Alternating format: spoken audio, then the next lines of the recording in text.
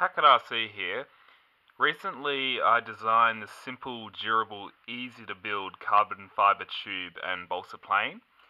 So the plane has carbon fibre tubes all throughout. So the fuselage is just a carbon fibre tube. There's carbon fibre tubes in the wing itself. So you got one on the front and one on the back, and that really improves the durability during a crash because the carbon fibre leading edge is nice and strong. The landing gear itself is carbon fibre. And as for the balsa, yeah, you can see I've just covered it with the balsa. So you have a carbon fibre substructure underneath, and yeah, there's a bit of a balsa planks underneath as well. And you just have two sheets of balsa, so one on the top and one on the bottom. There's very little which can go wrong, and as you can see, it's just a nice, simple, flat, straight aerofoil, mainly designed for speed.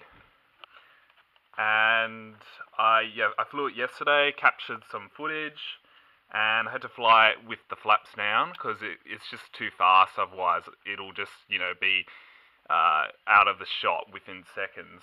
So I had to get it nice and slow for the shot. And yeah, as an experiment, I attached my action camera to the transmitter just to see how it goes. It went fairly well, but it was just on a bit of an angle. And as for the speed of the plane itself, I find with flaps down, so these are the flaps here, it typically does about 50 to 60 k's an hour. So if you're in the US, that's about 30 to 38 miles per hour. And with the flaps up, it's hard to judge the speed, but I say it goes around 90 k's an hour max. So as you've just seen from the flight footage, it's really durable. The only parts which are damaged from all that flying yesterday and all those crashes was this, right fairing here that usually goes on there. That's just cracked. And I also made this cage to protect the motor. So it's just, carbon fibre rods put together. And yeah, the left-hand bolt pulled out a bit. But apart from that and the fairing, there's absolutely no damage to this aeroplane. Yeah, as you can see, it was nice and easy to land in the end. Initially, I was a bit distracted by the camera because I had to point the transmitter at the plane.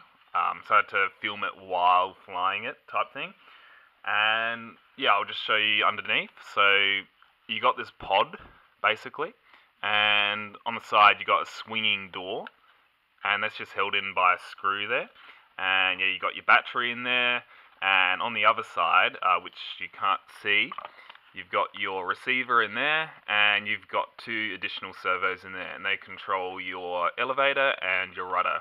And as you can see, the tailplane follows the same construction theme, so you've got your carbon fibre rods supporting it, and your balsa just covering it, basically. And I'll just do a quick display of the controls. So your tailplane and your flaps. So if you want more speed, you lift them up. If you want to land, you put them down.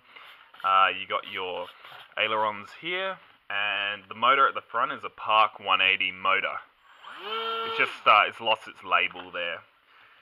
And yeah, it's fairly easy to build. I wouldn't build this particular version. If you were to recreate this, I'd give it a bit more wing area, so it flies nice and slow, because this does get away from you pretty quick. So, build one with a fairly low wing loading if you're new to the hobby. Thanks for watching, guys, and be sure to hit that subscribe.